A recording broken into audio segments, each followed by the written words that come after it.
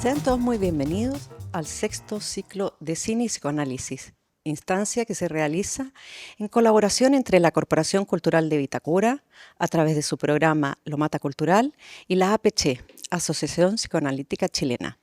En nombre de Camila Merino, alcaldesa y presidenta de la Corporación Cultural, les damos la más cordial bienvenida. Saludamos también hoy a los psicoanalistas Manuel José Evia y Javier Rabinet, quienes comentarán la película, y Soledad Rencoré, quien hará de moderadora. La película de hoy, la irlandesa La Niña Callada. El tema de este ciclo contempla el análisis de 4 películas a través de las huellas en el psiquismo. Los dejamos con la sinopsis de esta película. How long should they keep her? Till after the baby? So can't they keep her as long as they like? Wel, ich an galinsa. Siasamach, go dar y mis blech y cartart. She'll work her. She'll hit you a house and home. Don't we all eat in spurts, same as we grow? We'll keep the child gladly. A yawn, ha, hoite dul, ha boo.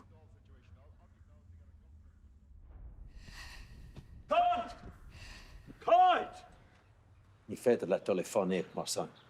An a rion tú mé! Na bíocha ach lárt. You're a visigat. Godfrey. Buchel na ginsa na ka umchik. Gan ledin wacht. Isn't your mammy good to you? Colleen Kuhn and Colleen Kena. Del siúr méid is gádaí ará.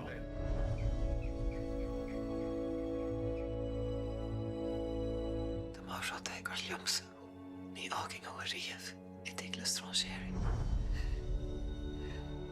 Seo, den tú sé. Ní gá duit rud ará, chuoinnig ar sin a gcónaí. Is mí duine nar thógan deis a bhéalach am dúnta, is a chail mór an dá bhar.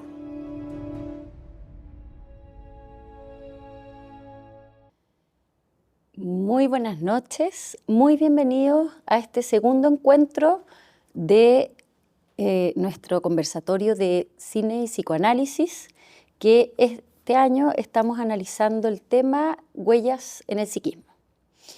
Hoy día vamos a analizar esta película muy bonita, muy conmovedora, y lo que vamos a hacer, así como lo hemos hecho en todas nuestras sesiones, es que primero vamos a contar con el análisis de las películas de nuestros invitados, y ustedes, por mientras, pueden escribir sus comentarios, reflexiones, preguntas en el chat, y después de los análisis vamos a darle la lectura a esas inquietudes que ustedes pongan en el chat. Y para eso, entonces, hoy día presentamos a José Manuel Evia, psicoanalista de la APC, y Javier Rabinet, psicoanalista de la APC. Así es que vamos a comenzar con José Manuel. Sí. ¿Cómo estás? Buenas noches. Hola, buenas noches. Muchas gracias por la invitación. Bueno, se trata de una película verdaderamente hermosa, llena de sutilezas, muy evocativa, muy fina en la forma de mostrar la profundidad de las emociones y al mismo tiempo con mucha como discreción, sin estridencia, y eso yo creo que ya de por sí la convierte en una película que vale mucho, mucho la pena verla, pero también pensarla, porque es muy, yo creo, informa de muchas cosas importantes. Yo quería aportar un comentario que pueda como centrarse en lo que yo creo que esta película describe muy bien, y es un modelo del desarrollo mental, ¿ah? Un modelo de crecimiento mental, que es también lo que yo creo que hace un link que tenemos que, yo creo que conversarlo en este momento, con lo que es un modelo de la curación también en el tratamiento psicoanalítico. Yo quería enfocarme en 4 momentos, ¿ah?, que creo que permiten poder interiorizarse un poquitito en esta idea que se me fue armando a mí, y que son 4 momentos que creo que van en una progresión, ¿no? Yo creo que todos nos dimos cuenta de eso, los que vimos la película, ¿no? Y que es un primer momento donde evidentemente se muestra de manera muy clara lo que podríamos decir que es un estado mental de desvinculación, de no desarrollo, de no crecimiento. Yo creo que vamos a poder conversar un poco si también habría que incluir la idea de lo traumático, ¿no? Luego de eso, avanzar hacia un segundo momento que yo creo que también está muy bien descrito, y que es la instalación de la díada o de la dupla en la relación madre-hijo, madre-hija. Luego un tercer momento, que es la inclusión del padre y de esa figura, con ese rol y con esa preponderancia, digamos, que yo creo que también está muy bien figurado en la película. Y por último, lo que yo diría que es el tema de la separación, ¿no? Y de la instalación de las estructuras mentales, digamos, adentro del psiquismo. Eso es como mi idea. Entonces, en primer lugar, yo creo que esta idea que yo les decía, ¿no? Decir, en esa primera parte de la película, pienso que se ilustra con un sentido estético muy potente, lo que podríamos denominar que es un estado mental de desvinculación, ¿ah? Yo decía de no crecimiento, ¿ah? De lo que podríamos decir que hay una cosa como de muerte en vida, ¿ah? Donde las grandes fuerzas del psiquismo, vida y muerte, están en una lucha, ¿ah?, donde pareciera que lo mortífero es lo que prima, ¿ah? Esa fue la lectura que le di. De hecho, la primera escena es de Kate, ¿no es cierto?, la protagonista, que está como botada, ¿no?, tirada. Yo cuando vi esa imagen pensé que estaba muerta, ¿no? Claro, al poco rato vemos que ella se levanta porque la están buscando, es evidente que está perdida, ¿cierto? Ingresa a esta casa familiar que está en penumbras, ¿no?, donde las personas no se pueden percibir bien, ¿no? Sabemos que hay un niño que llora de manera irritada, es un llanto angustioso el que se oye, ¿no? Hay unas hermanas, son 3 las hermanas, más este otro, no sé si es niño o niña el que está ahí. Y también nos enteramos de que hay un bebé que viene en camino, ¿ah?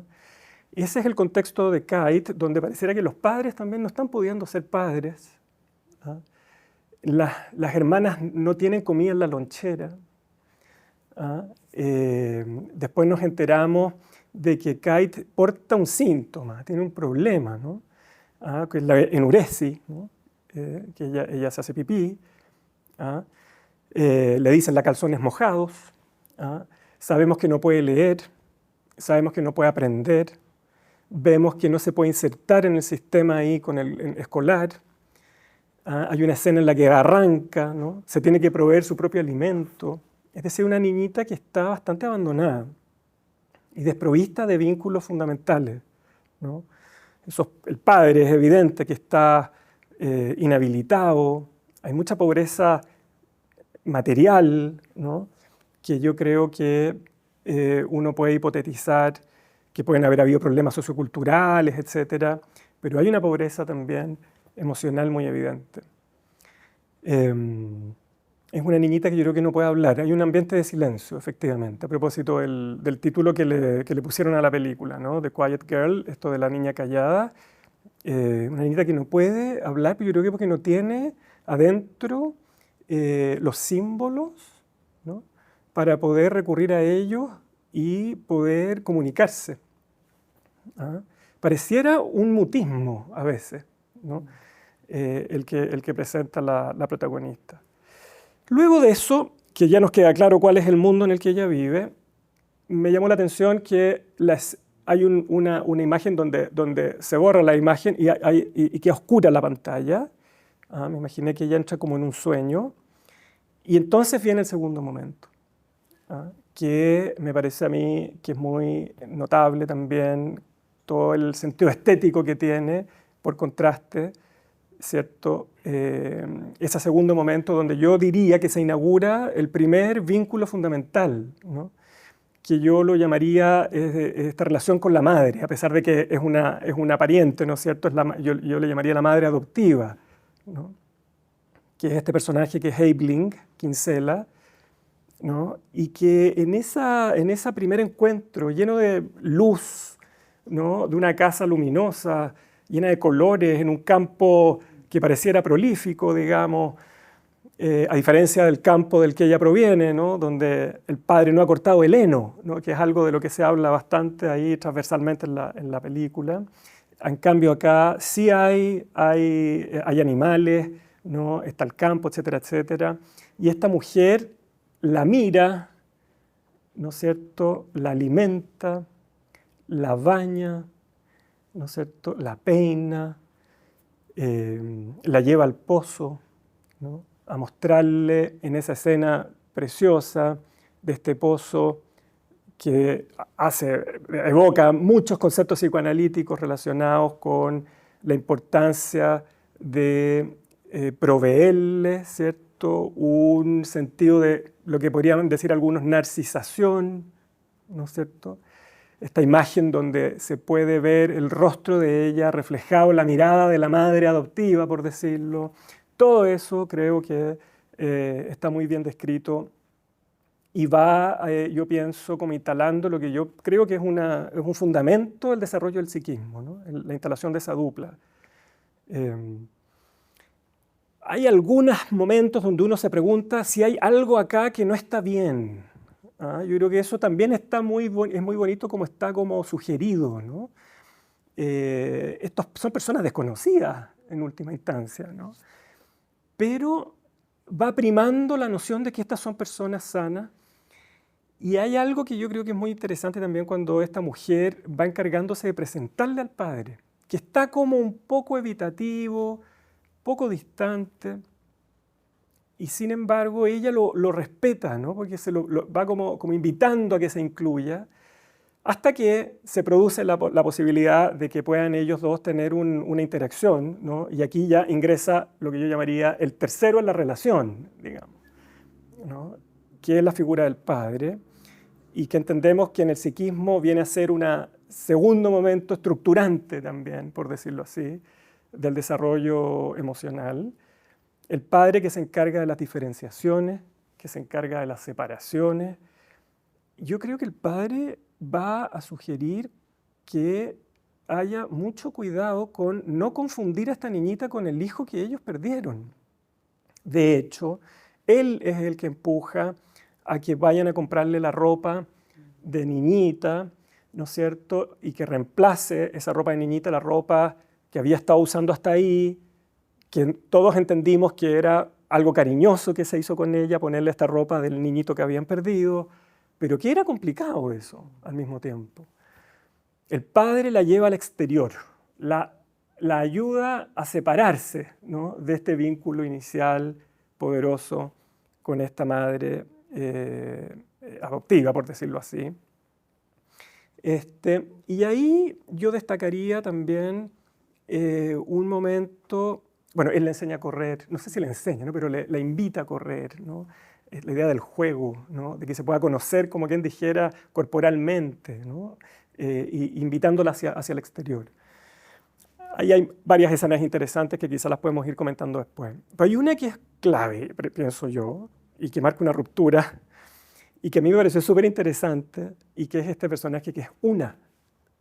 Se llama así, ¿no? Una, que es esta mujer que es la encargada de llevarla luego del funeral al que asisten, a cuidarla un rato en la casa mientras los padres terminaban de visitar a la familia de la persona que había fallecido, y ella le revela el secreto, esta mujer, pero lo hace de una manera cruel, envidiosa. Yo creo que vamos a tener tiempo para profundizar ahí, ¿no? Y entonces el padre se da cuenta, ¿no?, de que esta niñita ha sido sometida a esta información violenta y logra él después empatizar con ella y hacerle una explicación de lo que había pasado y que se había ella podido enterar del duelo que cargaban estos padres adoptivos, ¿no?, que no eran padres perfectos, habían perdido un hijo. O sea, en fin, entonces me parece que eso es muy, muy interesante y obviamente que no puedo dejar de mencionar esa alusión a el momento en que van a la playa, ¿cierto? Ella con el padre adoptivo, con Sean, que es ese personaje. Yo le estoy llamando padre adoptivo como algo que yo lo pensé así, ¿no? No es que sea padre adoptivo realmente en la película. Donde van a la playa, él le hace una explicación sobre algunas cosas raras que pasan en la vida, ¿no? Y hay todo un diálogo muy interesante sobre unos caballos, ¿no es cierto?, que parecían que habían muerto, pero en realidad habían sobrevivido. Y ahí hay una imagen de la luna que ilumina el momento, la luz de la luna. Luego la imagen de dos luces en el horizonte, representando lo que yo entendí, que era la instalación de la dupla, la díada. Y luego esa conversación creativa, elaborativa, por decirlo así, aparecen las tres luces en el horizonte, donde a mi modo de ver se queda como graficado la idea de que quedan instalados en la mente esta estructura fundamental que es la que permite el desarrollo emocional, ¿no? Cuando digo las tres luces, digo el individuo, la noción de su propio self, la dupla, ¿no es cierto?, el vínculo fundamental con la madre, y el tercero, que es el que permite la diferenciación.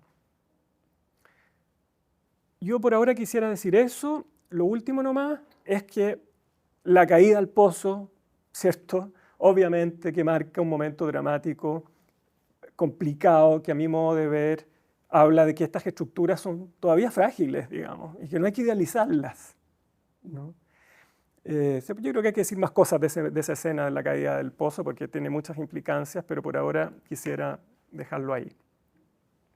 Ya pues, muchas gracias. Muy interesante tu comentario. Y ahora vamos a escuchar a Javier Rabinet. ¿Cómo estás, Javier? Buenas noches. Así, muy contento de estar acá, muy agradecido siempre de Lomata y de la municipalidad y de la Soledad por incluirme en este ciclo. De las cosas lindas que vienen pasando en los últimos años es que gracias a esto los colegas sugieren ver unas películas maravillosas como este año. Así que de verdad se me había pasado la película y no dejo de darle las gracias a José Manuel por haberme sugerido y habernos invitado que fuera esta la película que comentáramos. La otra cosa que uno nunca deja de estar agradecido es las posibilidades que da el psicoanálisis de pensar el mismo contenido, de estar muy de acuerdo en el análisis. Yo encontré, pero así maravillosa la seguidilla que dice José Manuel, pero después de varias miradas, así como querer dar un contrapunto para, por último, generar no una polémica, pero sí por lo menos un complemento a lo que dice José Manuel. Tomando los hechos de la película como si fueran reales, también uno puede hacer, y como pasa con los pacientes, la posibilidad de mirar otras cosas de lo que está ocurriendo en determinados momentos en la vida de las personas. Kate es una niña que está en la prepubertad. Tuvimos discusiones ahí con varias personas que vimos la película. ¿Qué edad tiene la niña? Porque por lo menos la protagonista era más grande de lo que representaba la niña, pero da lo mismo. Es la prepubertad, que en este momento incluso psicológicamente está haciendo una etapa más conflictiva o dándonos cuenta de que los conflictos están mucho más presentes. Uno pensaba que estaban completamente latentes, pero están presentes en este momento. Y la prepubertad significa entonces la elaboración, reelaboración y revisitar algunas cosas que se vivieron en la temprana infancia. A mí me parece que esta película toma algunas huellas del psiquismo que son bien fundamentales. La primera es el nacimiento de los hermanos, ¿ya? El impacto que tiene en la mente humana el nacimiento de los hermanos, ya sea el primero y que le nacen todos después, o ya sea el último y el que aparecen posteriormente así resignificaciones del lugar que uno ocupa. El segundo lugar, dicha la prepubertad, dicha el nacimiento de los hermanos, son las teorías sexuales infantiles. Y a mí me parece que el debut de la película, José Manuel la toma en un lugar, para mí la película empieza en otro lugar, que es cuando estas hermanas que ya son adolescentes empiezan a hablar de cómo se nacen los becerros. Pero básicamente las teorías sexuales infantiles aluden a la pregunta de cómo nacen los bebés, es decir, cómo se generan los hermanos. Y esto a su vez lleva a defensas, a protecciones que hacemos todos nosotros frente al impacto que tiene eso, o sea, de enterarnos de varias cosas, de cómo nacen los niños, que tiene que ver como con este sueño, yo lo tomo así, a mí esa escena donde va la niña en el auto llevada por este papá y se queda dormida y de repente despierta en este lugar iluminado, bonito, etcétera, que ya hace más de 110 años Freud lo llamó la novela familiar del neurótico, que es cuando no nos gusta nuestra familia, nos imaginamos que tenemos una familia perdida en alguna parte. El cuento ese de quién era la heredera perdida de los Romanov existe desde incluso antes que existieran los Romanov. Todos quisiéramos tener una familia mejor que la que tenemos cuando nos empiezan a usurpar el lugar. Y esto despierta tareas. Yo encuentro que ahí hay una serie de cosas que son muy interesantes, que tienen que ver con el momento que está viviendo Kate, y absolutamente sin desconocer lo que dice José Manuel, yo lo miraría como del lado de qué lindo sería para esta niña, que obviamente en una familia que tiene tantos hermanos, quisiera tener atención exclusiva, por ejemplo. Quisiera tener también la posibilidad de jugar a ser niño y niña. Este vestuario de la madre, yo pensaría que también tiene que ver con la tarea en la cual está inserto, sobre todo un ser humano cuando entra en la prepubertad y sobre todo en la pubertad, que es la definición. O sea, uno ya no puede seguir negando algo que es innegable porque las hormonas lo están marcando. Entonces tiene como una especie de fantasía de que tiene padres dedicados a ella y una fantasía donde además puede tener una moratoria de definirse como niño o niña. Las otras cosas que a mí me pareció como muy interesante, que así como tomando el síntoma, por ejemplo, de la enuresis. La enuresis es un síntoma infantil que yo lo encuentro que es bien llamativo, es muy jodido porque es como que genera muchas veces como una reacción que acá en lo concreto la madre lo toma de una manera, la madre adoptiva lo toma de una manera muy contenedora, pero que tiene un significado más profundo que es muy omnipotente. Y que también tiene que ver con otro tipo de confusiones que tienen que ir siendo resueltas en el crecimiento. Los animales tenemos como el problema que nuestro órgano reproductor es el mismo órgano que sirve para evacuar la orina. Entonces, el poder hacer esa distinción también es un logro madurativo. Es un logro madurativo que no se da solo. Yo creo que en ese sentido probablemente la desatención que vivía esta niña repercute en que el síntoma sea más persistente y después lamentablemente las consecuencias que tiene que tener les ponen una humillación. Entonces eso no rompe el círculo y nos enseña a distinguir para qué sirve cada órgano, para qué sirve cada conducta. La otra cosa que yo encuentro que es muy interesante es cómo el padre y la madre en esta novela familiar, en este cuento que se cuenta ella, en esta necesidad que quizás tiene ella que ejerzan ese rol, le van enseñando funciones distintas y de que la renuncia a la bisexualidad no significa quedarse solamente con unos aspectos y renunciar a otros, sino que se puede hacer una integración siendo niña de lo masculino o, en el caso de que fuera un niño, de los aspectos femeninos. Acá yo tomo algo de lo que dice José Manuel, que es bien importante, que cuando el papá le enseña a correr, yo creo que le enseña todo el valor de lo muscular, de todo lo que tiene que ver como con el refuerzo del propio cuerpo y también de que hay funciones, el cuidado, Por ejemplo, la madre le enseña a alimentar becerro, después el padre le enseña el padre, estamos llamando madre, padre. Sí, sí, sí. O sea, para mí es una fantasía de ella qué pasaría si yo tuviera unos buenos padres que me enseñaran las cosas, a cuidar a los bebés hambrientos, ¿ah? Que estos otros padres no pueden cuidar. Después a limpiar las cacas de los bebés hambrientos a través del barrido de la cuestión que estos padres sobrepasados no pueden hacer, ni en la propia casa. Entonces, cómo eso va incorporando como una función como bien integrativa. Yo en relación a la vecina, ahí sí ya voy a entrar como si quieres polemizamos, a mí me parece que es cruel casi, ¿ah? Es bruta, ¿ah? Pero a mí me parece que uno de los problemas de Kate es la inhibición y dentro de eso la inhibición de la curiosidad.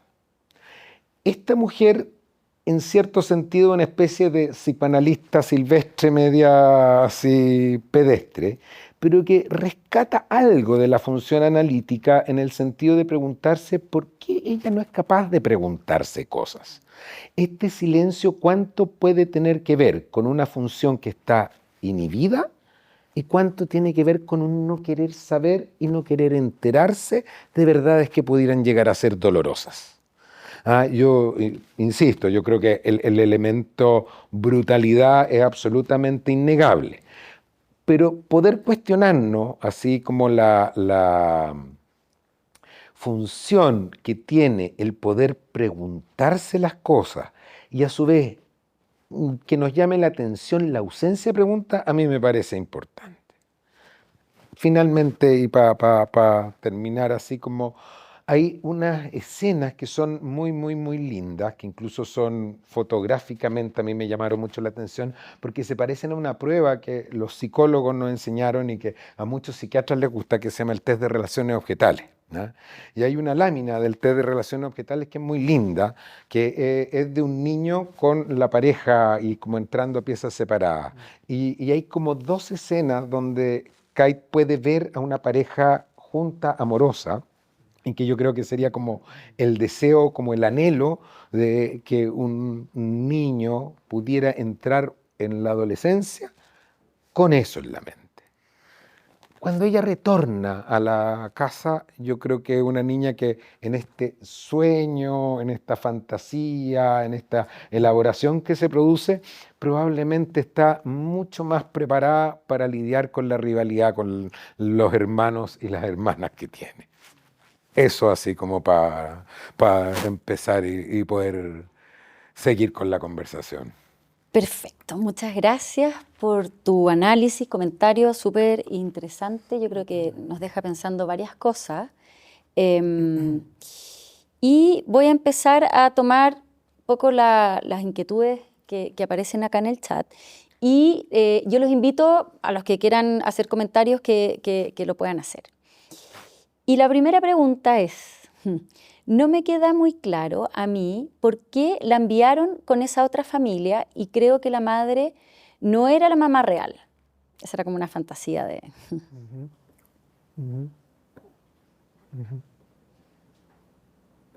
Bueno, Eso. Hagamos trampa, José Manuel. Sí. No, digamos que tenemos el guión tenemos el guión de la película acá. Bueno, sería interesante comentar que esta es una película que se basa en esta novela, ¿no? Es una novela de una escritora irlandesa que se llama Claire Keegan, ¿cierto? Y que es bien interesante que el nombre de la novela es Foster, a pesar de que se tradujo como Tres Luces, y entendemos que la idea de las 3 luces tiene todo que ver con ese momento al que hice referencia, que a mí, en mi interpretación de la película, viene como a asentar estos fundamentos, digamos, que esta experiencia con esta nueva familia, la protagonista Kate pudo tener. Pero pienso que es bien interesante conservar o hacer alusión a la idea de Foster, que yo, cuando lo investigué, claro, Foster en inglés tiene que ver significa alentar, fomentar, pero después cuando investigué un poquito más me di cuenta que es una palabra que tiene connotaciones interesantes en el sentido de fomentar el desarrollo. Y por ahí incluso la idea de fomentar el desarrollo de algo bueno, que no deja de ser una clave, ¿no? Y todavía más me di cuenta y me enteré de que foster, las familias foster, son las familias de acogida, ¿no? Que son aquellas familias que reciben niños, niñas que están en una situación de vulnerabilidad para poder proporcionarles el cuidado, etcétera, etcétera, mientras se resuelven algunos de los problemas propios de la, qué sé yo, situación de la historia que tiene la persona, ¿no? Entonces no deja de ser. Entonces, a propósito de la pregunta o el comentario que se hace de que no se entendió por qué la protagonista, ¿cómo se llama?, es la que se va a la casa de estos parientes, esta familia Kinsella, que ese es el apellido. Yo pensándolo, porque también me lo pregunté, ¿por qué? Además, ¿por qué ella? Pensando que habían más niñas y habían más hermanos. Javier tiene ahí seguramente una teoría, ¿no? Yo pensé por qué ella era la portadora del síntoma. La portadora del síntoma que no es solo la enuresis, digamos, ¿no? Que yo tengo una visión distinta a la de Javier respecto al síntoma, porque yo creo que son compatibles los dos modelos que dice Javier, pero yo me estoy refiriendo, me parece, a un estado de la mente que es anterior a lo que yo pienso que Javier está aportando, que lo encuentro súper interesante, digamos, y creativo, digamos, porque uno se tiende a ir al análisis, creo yo, como de que aquí, en esta película, lo que se muestra es la idea de la progresión hacia el desarrollo. Javier está incluyendo otra perspectiva que tiene más que ver con el conflicto que hay dentro de la mente, digamos. Yo estoy hablando del déficit que hay dentro de la mente. Javier se está refiriendo al conflicto que hay dentro de la mente, que es una discusión interesante que uno suele tener cuando piensa los problemas de los pacientes. Si esto tiene que ver con algo deficitario que la persona no logró obtener, o si tiene que ver con un conflicto que proviene de ciertas fuerzas que chocan dentro de la persona, que no es lo mismo. Entonces, cuando la pregunta es ¿por qué se fue a la casa de los padres? Yo creo porque ella era la portadora del síntoma. Y los padres estaban como muy particularmente desconcertados con esta hija, que estaba presentando una cosa como, no solo con esto, con la enuresis, sino que esta niñita se perdía. De hecho, en ese momento en que está el padre llevándosela del colegio a la casa, se sube una mujer. No sé si se fijaron ahí es una escena bien así, un detalle. Se sube una mujer que da la impresión de que es la amante del padre. Y entonces la mujer le pregunta, ¿y esta quién es? Y entonces el padre dice, es la vagabunda, ¿no? La que vagabundea. Y creo que estaban estos padres particularmente abrumados, ya lo estaban por montones de razones, y hay un diálogo ahí donde se plantea esta idea de que ella se podría ir a la casa de estos parientes. Incluso el padre dice que se vaya todo el tiempo, ¿no? Es decir, como que se quiere deshacerse de ella. Eso podría eso es lo que asocio con lo que se pregunta ahí. Hay varias preguntas. No sé si quieres agregar algo o con las preguntas que van surgiendo. De hecho, hay una de las preguntas que se asocia con lo que acabas de decir de esta otra mujer que se encuentra con el padre, que no queda muy claro su rol. Yo creo que queda un poco en la fantasía, ¿no? Sí. De uno queda esa idea que dices tú, será el amante, el padre, pero aquí justamente preguntan por esa mujer porque es bastante enigmático, ¿no? Sí. Bueno, que dicen que muy buenos comentarios, que hacen reflexionar, qué sé yo. Y acá, a propósito de las reflexiones, para que vayan elaborando aquí en el chat las reflexiones y nosotros las podemos ir tomando. Entonces, alguien dice, María Ignacia dice, me llamó la atención que se hace referencia al silencio de la niña y que el papá adoptivo dice algo así como que habla, dice lo justo y necesario. Sí. Y aparece también un comentario de que es dueño de lo que se calla. Sí. Pensaría que el silencio aparece como una inhibición, pero quizás hay alguna doble lectura en el valor del silencio. A ver, fíjate que ahí me gustaría, porque hay una parte que yo creo que es muy interesante, y hay un psicoanalista americano pero formado en Inglaterra, que habla de la diferencia entre los secretos, los silencios y los misterios. ¿Ah? Yo pienso que la madre adoptiva, la señora Kinsella, hace una como aseveración que la encontré compleja. Así, en esta casa no hay secretos. ¿Ah? Yo pienso que todos tenemos que poder coexistir con lo desconocido. A mí me parece que no hay secretos, pero sí había muchos secretos. Se teñía el pelo, había un niño muerto, etc. Yo creo que ahí esto de nuevo el tema del silencio, habría que preguntárselo, porque yo creo que quizás el vagabundeo que hace alusión José Manuel pueda tener que ver como con llevar a algo concreto, quizás el vagabundeo que no pueda hacer ella en su mente, que es como poder desarrollar alguna hipótesis sobre algo, como por ejemplo esto que cuentan las hermanas de cómo nacen los becerros, y irla contrastando como con lo que ella vaya descubriendo como verdades. A mí me parece que pasar de la cosa radical del ir vagabundeando al no querer enterarse de nada y después inmediatamente en esta casa no hay secreto, nos deja espacio para tal vez lo más importante de todo, que sería la imaginación. Y quizá ahí esa niña tiene una inhibición y cumple un rol esto que le cuenten cuentos, porque los cuentos van despertando la imaginación de preguntas como ¿de dónde vienen los hermanos? ¿Por qué salen tantos hermanos? O, por ejemplo, la pregunta, ¿quién es esta mujer que se subió al auto? O la pregunta así como, ¿por qué eligen a esta niña y no a otra? Yo creo que ahí quizá incluso la misma película llega a ser como evocativa en cada uno de nosotros respecto al tema de poder distinguir misterios, silencios, secretos. Y yo creo que hay algo bien interesante lo que dices tú a propósito de los síntomas, porque en la medida que el síntoma es el que finalmente se manifiesta a propósito del silencio, es un silencio porque no puede hablar o porque hay un proceso reflexivo interno, digamos, esa es como la duda, ¿no? Yo creo que eso es lo que habría que diferenciar, porque también tú aludes a algo que es bien interesante y que lo dijiste tú, José Manuel, de la dificultad de aprender y de la lectura, de esta inhibición, ¿no? Que había como síntoma también. Entonces, yo creo que ahí es bien interesante y como dicen ustedes, como discutible, digamos, y hace pensar. Ese silencio o ese callada evoluciona también, a propósito un poco lo que planteas tú, a lo largo de la película, a lo largo de nuestro desarrollo, a lo largo de un proceso terapéutico. Hay cosas que no se pueden decir y se expresan en síntomas y después se pueden decir, por ejemplo. Sí. Hace pensar. Yo quería decir algo al respecto, porque en realidad el tema del silencio es muy pertinente, además por el título de la película.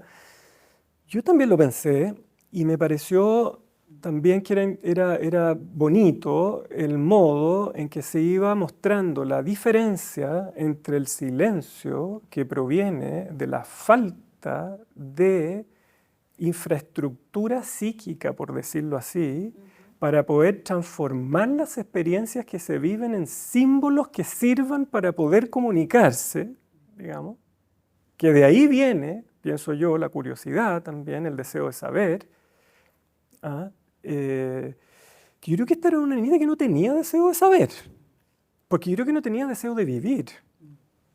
Javier está trayendo un punto que a mi manera de entender es clave, pero posterior, que es el no querer saber. Yo creo que hay que tener en cuenta el ángulo de una niñita que no deseaba saber, digamos, que no podía saber, porque no contaba con esta infraestructura, por decirlo así, que proviene, en buenas cuentas, de vínculos afectivos, primeros, que hagan ese trabajo, ¿no? De poder ir ofreciendo comprensiones que inviten a hablar o a buscar. Y yo creo que la mamá Kinsella, la mamá por decirlo así, ¿no? Adoptiva, hace una bonita alusión cuando habla de que en esta casa no hay secretos, ¿no? Porque le está enseñando, ¿ah?, de que hay una cuestión fundamental que es la confianza. Yo encontré, que no sé si les pasó a los demás, que había una suerte de atmósfera de que podía pasar algo malo en esto. Sí, claro. Estos eran padres que sabemos que eran sanos, digamos, pero nos demoramos en llegar a conocer esas cualidades. Al principio, de hecho hay un comentario que es muy lindo, que es cuando Kate está dormida en la casa de los Kinsella, la madre adoptiva, Evelyn, la mira mientras duerme y dice: si tú hubieras sido hija mía, yo no te habría dejado con extraños. Entonces, en ese sentido, pienso que en ese caso hay una diferencia entre el silencio que proviene de no tener que decir porque no está la infraestructura, al silencio que proviene de la idea de atesorar ciertas cuestiones valiosas, que hay que cuidarlas y que puedan quedar en el inconsciente. De hecho, después Kate la confronta a Evelyn, le dice: oye, pero espérate, pues, se supone que no habían secretos cuando van al pozo. Y ella le dice: mira, esto es una receta, le dice. Es una receta para verse joven. Ahí le está diciendo, hay silencios que son benevolentes, por decirlo así. Y después se hace toda una alusión, más adelante el padre dice: esta es una niña que dice lo que tiene que decir. Bueno, eso. Comentario de Magdalena, dice: el padre biológico advierte a los padres de acogida respecto a la voracidad de la niña. Les dice que se los va a comer, ¿ah? Y ella le tomaba la leche en el termo de una compañera de clase, ¿ah? A propósito también del padre. Que podrían... Hay más comentarios, así que yo creo que vamos a ir turnando para que... No, por favor, y si nos complementamos Sí, mejor. por supuesto. No, o sea, porque te escucho y en realidad, pucha, que ahí teniendo razón. No, pero aparte de eso, está la idea de... esa es una fantasía, porque yo creo que es muy interesante el uso de los becerros también como presentes ahí, de que en realidad los hermanos vienen a saquear todos los beneficios y todo lo que tiene para dar la madre, ¿ah? Yo pienso que habla un poquito, ahí en términos de la precaria infraestructura del padre. Acá voy a tirarme un poquito más allá. Uno de los grandes problemas que tienen los padres en su debut como padre, sobre todo con los primeros hijos, pero hay algunos que no salen de eso, es que viven a los hijos como hermanos competidores. Si los padres no resolvieron, y acá viene el segundo libro, así, y acá recomendando a un autor argentino fallecido recientemente, muy poco estudiado, pero muy recomendado, que se llama Luis Canciper, que es un poquito que yo puse o basé un poquito este comentario, que lo llama el complejo fraterno, es decir, la disputa entre los hermanos. Para muchos padres, y sobre todo padres hombres, los hijos son rivales por la madre. Los hijos entran a competir con la mujer por el cariño de esa mujer. Entonces, una de las concepciones más degradantes que puede llegar a tener un padre de sus propios hijos es que son unos hambrientos que lo único que hacen es vaciar y despojar a la mujer de sus atributos para no tenerla disponible para él. En ese concepto, que a veces puede ser cierto por el agotamiento, si ya así acá es una cosa que era uno tras otro, basta, claro, aparece el amante, esta que está en el camino, como una forma de encontrar una madre de reemplazo. Ahora, eso refuerza mi idea que Kate también tiene derecho a encontrar, por último en su fantasía, madres y padres de reemplazo. Todos buscamos, entre comillas, el tema es que no sea concretamente de reemplazo. Entonces, yo creo que la avidez acá tiene que ver con dos cosas. Una, la frustración, que es evidente, pero la otra es esta fantasía de que siempre son los otros los que cansan a mi madre. Siempre son los otros los que agotan a mi esposa o a la mamá de mis hijos. Entonces, yo creo que por ahí va un poquito también este comentario que hace de los niños hambrientos. ¿Quieres Sí. aportar algo, Claro, es que José? La voracidad, sí. Yo lo entendí más bien como un padre que no estaba pudiendo ser padre. Claro, Javier habla de un padre que no puede ser padre porque en realidad se está poniendo a la altura, digamos, por los propios conflictos que tenía el padre, ¿no? El padre les advierte a los Kinsella de que esta niña come mucho, efectivamente, ¿no? Y también les advierte al irse, le dice a la Kate que es bastante penosa la manera en que se despide, porque además se lleva la maleta, ¿no? Tal era la desobjetalización, por decirlo, ¿no? Es decir, la desvinculación, ¿no? Y le dice a ella, ojo, cuidado que no te caigas al fuego, le dice una cosa así, ¿no? Claro, después se cayó al pozo. Pero yo lo entendí más que una voracidad, yo en mi comprensión lo entendí como una avidez, que me parece que no es lo mismo. Como una carencia. Como una carencia. Claro. Mira, y aquí Magdalena comenta, no puede evitar de pensar en los niños del Sename, que son separados de sus familias primarias y no van a hogares de acogida, sino a un infierno. Kate tiene mucha suerte de haber vivido una experiencia crecedora y que le proporciona herramientas para volver a incorporarse en su familia de origen. ¿Algún profesional habrá repensado en cómo facilitar la integración de las familias vulnerables en nuestro país? Gran pregunta. Los hay, ¿eh? Pero curiosamente ese comentario me hizo pensar, a propósito de la Claire Keegan, en otra película ahí que José Manuel me inició en esta autora que yo no conocía, que se trata del tema de los hogares de acogida de niñas. ¿El nombre cuál era? Se llama Pequeñas cosas como estas, Pequeñas o como esas, que es otra película basada en una novela de Claire Keegan. Sí. Mira. Y que se trata de niñas que van a dar a hogar de acogida en ese tiempo en Irlanda. Y hay un detalle que no te había comentado, que eran de monjas. Sí. Y el tema es que quedan encerradas en unas condiciones, por eso me hizo acordar, tipo Sename, y que recién ahora, 2025, se están empezando a hacer y a dictar juicio e indemnizaciones por los tratos que sufrieron esas niñas en estos centros. Es complicado el tema porque yo creo que acá hay algo que es una pregunta más amplia que quizás hace la película, que es como ¿cuántos hijos caben en la mente de los padres? ¿Y cuántos hijos realmente tienen? Así, yo creo que acá es como, hay gente que puede ser hogar de acogida porque siempre les va a caber un hijo que cuidar. Y hay gente que no puede tener un hijo porque no les cabe en la mente. Entonces yo creo que es delicado el asunto. Sí, yo lo que me evoca ese comentario es dos cosas.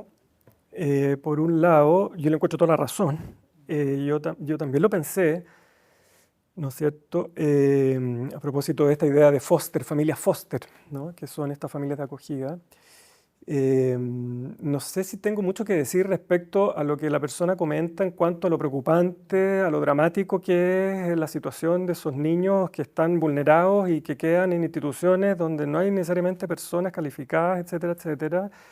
Me quedo preocupado y pensando en eso, pero sí pensé en otro ángulo y es como uno podría suponer que la experiencia de haber tenido, por eso ella dice que suerte tuvo Kate, yo estoy de acuerdo, porque yo me atrevería a decir que le salvó la vida a esta niña. A veces uno se encuentra con historias al conocer pacientes que son francamente traumatizantes. Y sin embargo, son personas que conservan ciertos elementos saludables, por decirlo así, y uno se pregunta, ¿y por qué esta persona tiene eso, teniendo en cuenta el drama que vivió en esa biografía? Y yo creo que no es raro que encontrarse con personas como esta, como los Kinsella, ¿no? Claro, la película lo potencia esto, y yo diría que pienso que la experiencia psicoanalítica debiera también aspirar a eso, ¿no? En proporcionarle a los pacientes una familia acogida, por decirlo así, ¿no? Yo sé que la pregunta iba a algo más complejo que tiene que ver con la situación social, ¿no? Sí, claro. Y lo otro que me surgió a partir de esa pregunta, que es la cuestión recíproca, porque los padres están salvando a la niña en la medida que le proporcionan un psiquismo, ¿no? Pero ella también los salvó a ellos. Es que ahí hay una pregunta que justamente Ya, tiene que ver con eso. eso y que dice, Cote dice, ¿y qué podrían decir del duelo de los padres adoptivos por la muerte de su hijo? Me imagino que estás pensando en eso, así que... Yo creo que Kate, ¿no es cierto?, por alguna cualidad que ella tenía, no sé bien si esto se podría incluso relacionar con el hecho que haya portado un síntoma, porque que porte un síntoma, en buenas cuentas, es de que ella está siendo la receptora de un montón de dificultades que los otros no están pudiendo contener. Ella, al tener el síntoma, de alguna forma es la que porta el conflicto, digamos.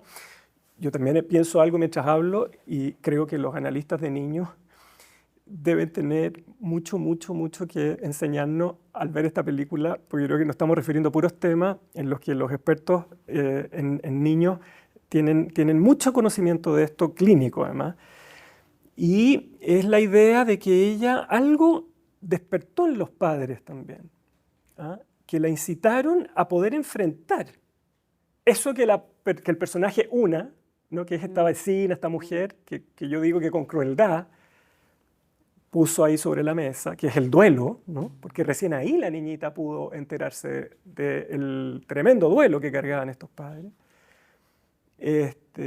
Pienso que se fue ella poniendo en el lugar de ayudar a estos papás a que pudieran hacer una reparación no maníaca. Una reparación no maníaca sería el poder restituirse como padres, cosa que yo creo que Kate ayudó a que eso pasara, asumiendo la tragedia de la pérdida del hijo de ellos. A ver, y ahí me gustaría complementarlo un poco. Yo tengo la impresión de que de partida los ingredientes estaban, así, el elemento central de que no haya, así cuando le preguntan, ¿y mató al perro? No mató al perro. El perro no era el culpable de la muerte.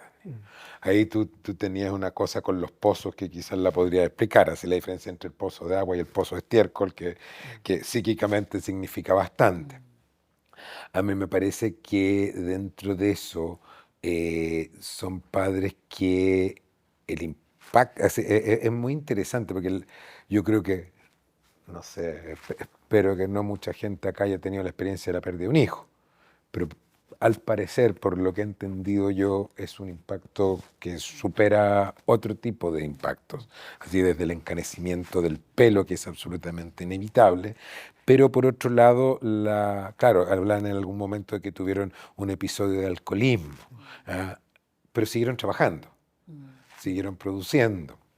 Entonces yo creo que a ese impacto, a propósito de esa huella en el psiquismo, pudieron incorporarla, elaborarla de manera tal de que tuvieron la disposición después a recibir a esta niña. Yo creo que es como la preparación para el hijo que viene.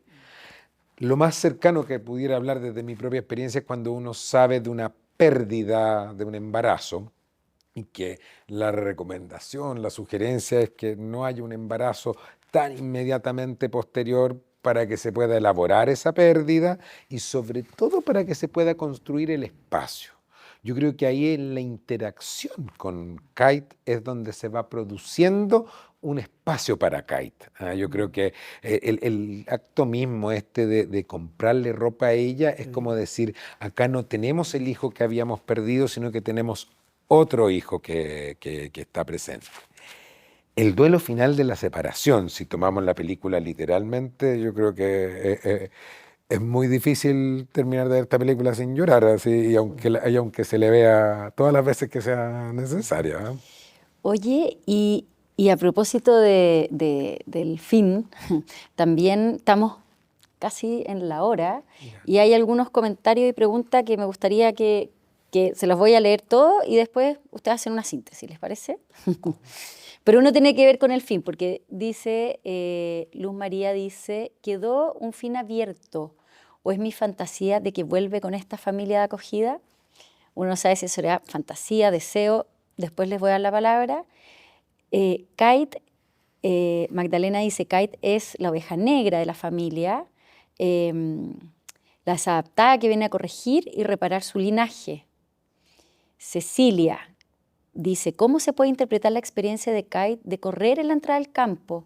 Allí Kate se ve plena, es como el minuto en que ella pareciera poder encontrarse con su self. Y Magdalena dice, todo es luminoso en la casa de acogida, incluso el vestido nuevo es amarillo, solar. Y Emma dice lo simbólico del cepillo de pelo. Les leí todo junto porque estamos a pocos minutos de terminar, entonces creo que es interesante también lo que empiezan a evocar los mismos comentarios de ustedes. Ya, yo así hago el último comentario y quizás tomando esto, la película es un duelo. Y yo creo que dentro de eso que decías tú, que decía José Manuel, también uno de los duelos que tenemos que hacer los analistas es de que nuestras intervenciones no sabemos cuánto toman en llegar, no sabemos si van a llegar y en el fondo es como que tenemos que aceptar dolorosamente que los pacientes se van cada sesión, que a veces los pacientes abandonan los tratamientos y que a veces los pacientes terminan los tratamientos.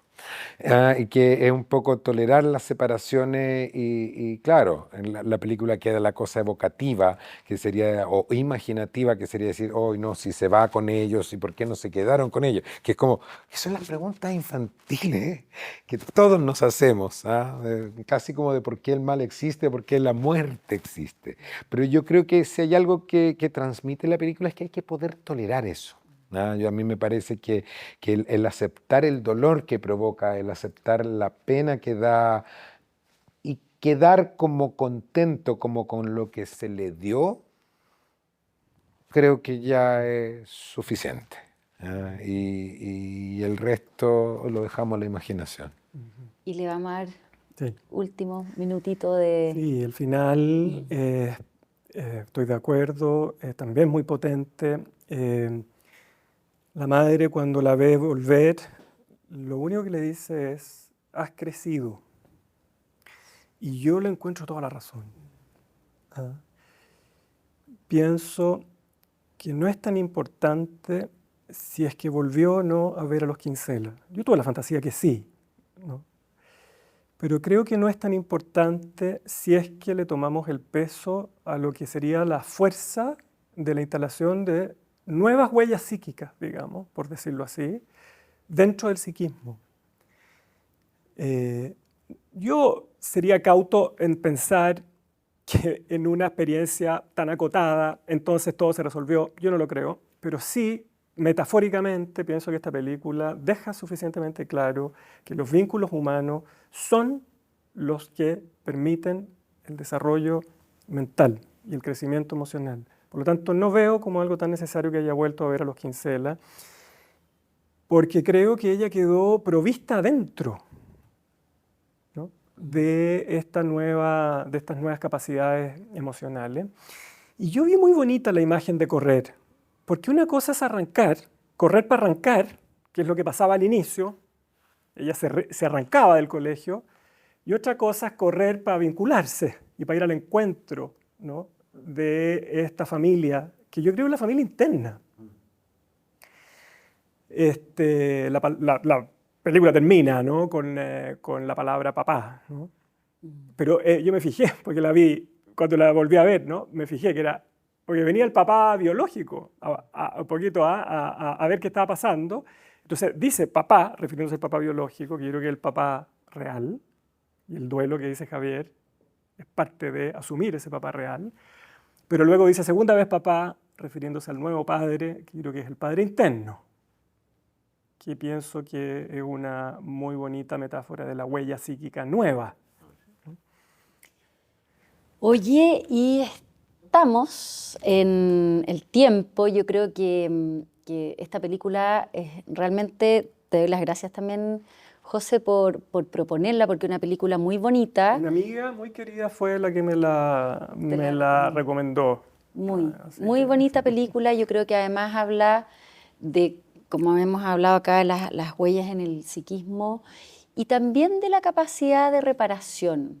y del crecimiento. Yo pienso que es una película que deja como si bien es muy en aspectos melancólica, dolorosa, los duelos, pero también con cierta esperanza, así que yo creo que permite también, muchos de los comentarios que están y agradeciendo acá en el chat dicen que bueno, que van a volver a ver la película. O sea, yo creo que hay muchas experiencias, digamos, y que nos pasa también no solo con películas, sino que nuestras propias experiencias de vida, que vale la pena como ir a revisitar. Entonces yo creo que es interesante este ejercicio de poder pensar, analizar, digerir, masticar, lo que decías tú a propósito de los vínculos en grupo, nosotros, digamos, en una conversación, no en una cuestión intelectual, digamos, sino que poder como compartir, y por eso también nos parece tan interesante todos los comentarios de acá, de la gente que está aquí en el chat.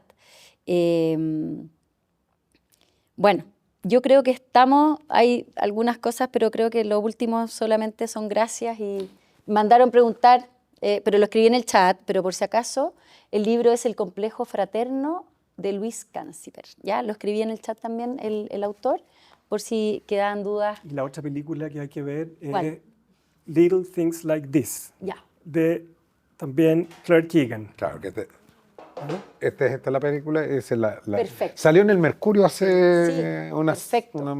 semana. Y también leerse los libros de ella, Sí, ¿no? De todas sí. maneras. Y bueno, los dejamos invitados para el próximo miércoles, nuestra otra película que vamos a analizar, Manchester by the Sea. Es una película también tremendamente fuerte, dura, dolorosa, que bueno, ahí la vamos a analizar, pensar y tratar de digerir a propósito de este tema que estamos analizando este año, que es Huellas en el psiquismo. Muchas gracias a todos. Y muchas gracias a ustedes por sus análisis, y también gracias a Lomata Cultural por este espacio que nos permiten tener este conversatorio. Hasta luego, muchas gracias.